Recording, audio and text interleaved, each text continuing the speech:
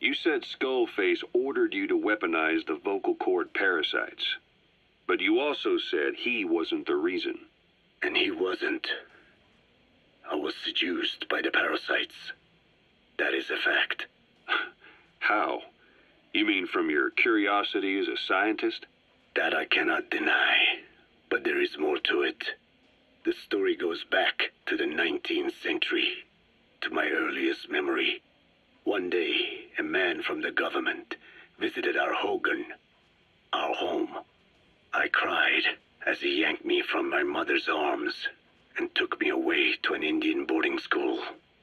From that day forward, I became George.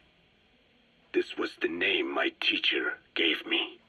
I was forced to give up my Diné name, forbidden from speaking anything but English.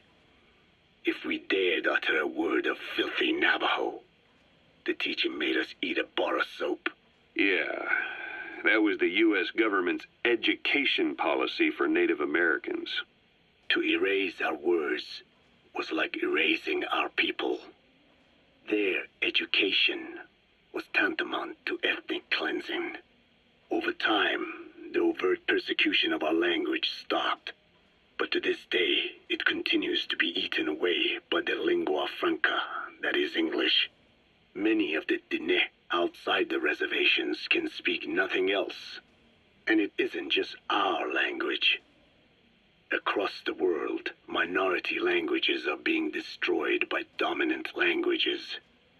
Many are on the verge of extinction. Enter the vocal cord parasites. Yes, I began thinking that minority languages needed some sort of deterrent against dominant languages. In order that their peoples and cultures would survive. It was then that I came across literature at the Foundation claiming that man acquired language thanks to a type of parasite, one that distinguishes between languages as a precursor to reproduction. If I could just resurrect it, make it more pathogenic, I would have my deterrent against English. But I failed to hide that aim from Skullface. He noticed.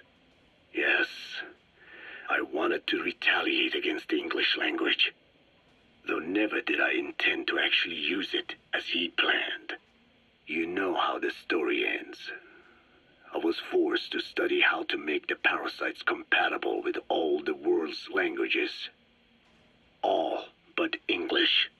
However, he in fact secretly isolated an English strain. I will not be held prisoner by the man's phantom. The English strain must not be allowed to exist either.